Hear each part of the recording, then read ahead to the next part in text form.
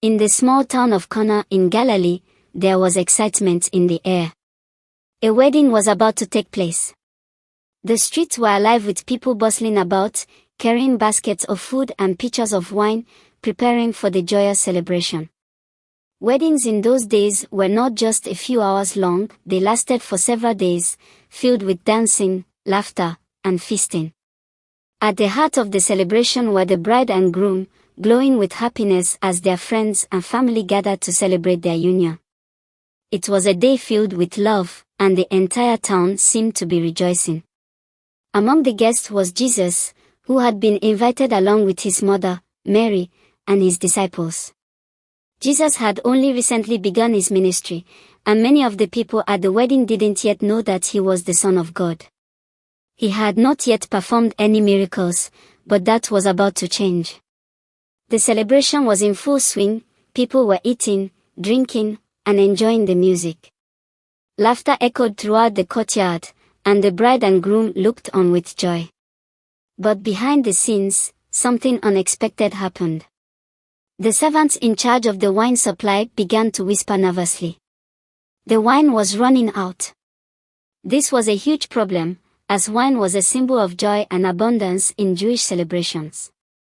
To run out of wine at a wedding would have been deeply embarrassing for the bride and groom, and it would have put a damper on the entire event. Mary, the mother of Jesus, noticed the growing concern among the servants. She quickly understood what was happening and, with quiet confidence, turned to her son. She knew in her heart that Jesus could help. Leaning in close, she said softly to him, "They have no more wine." Jesus looked at his mother, his expression calm. "Woman, why do you involve me?" he asked. "My hour has not yet come." But Mary, knowing the kindness and power of her son, simply smiled and turned to the disciples. "Do whatever he tells you," she instructed them. She trusted that Jesus would act, even if she didn't know exactly how or when. The disciples stood ready, waiting for Jesus' instructions. Though they didn't know what was about to happen, they sensed that something extraordinary was coming. Jesus, seeing the need and understanding the deeper significance of this moment, looked around. Nearby were 6 large stone water jars, used for ceremonial washing. Each of these jars could hold between 20 and 30 gallons of water. Turning to the servants, Jesus gave a simple command: fill the jars with water. The disciples quickly obeyed, filling the jars to the brim with cool, clear water. They weren't sure what Jesus was planning, but they did as he asked without question.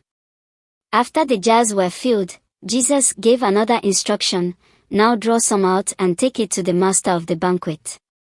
The disciples dipped a cup into one of the jars, still seeing only water. But as they carried it to the master of the banquet, something miraculous happened. The water had been transformed into wine. The master of the banquet, unaware of the problem with the wine or the miracle that had just occurred, took a sip from the cup. His eyes widened in surprise, and a smile spread across his face. He called the bridegroom over and said, "Everyone brings out the choice wine first and then the cheaper wine after the guests have had too much to drink. But you have saved the best till now." The bridegroom, confused but pleased, didn't know what had happened. The servants, who had witnessed the miracle, stood in awe. They knew that just moments before, the jars had been filled with water.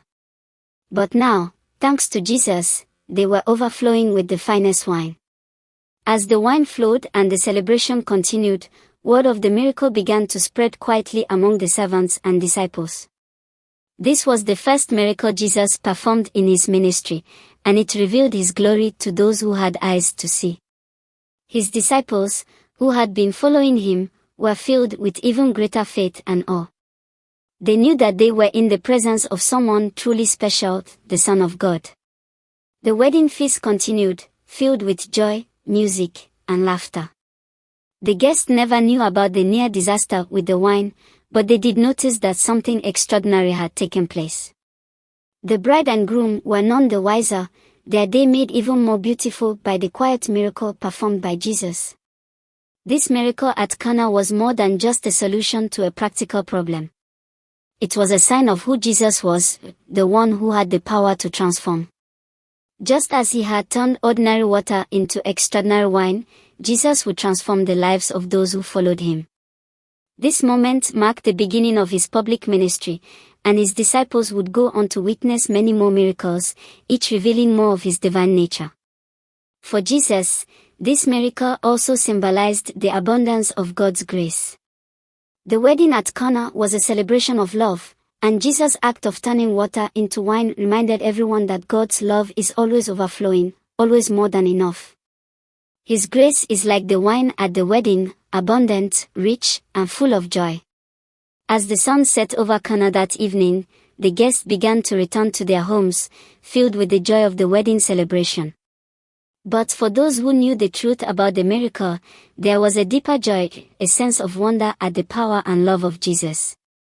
The wedding at Cana became a story that would be told for generations, reminding people of Jesus' kindness, his willingness to help, and his power to transform the ordinary into the extraordinary.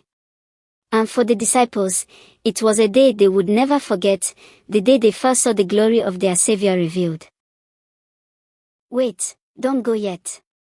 If you know you love God and you love this video, please like this video, share your thoughts in the comment section below and share this video to your friends and family. Don't watch alone guys, share it. Cause you know sharing is caring and caring is loving, and of course loving is godly, and most importantly please subscribe.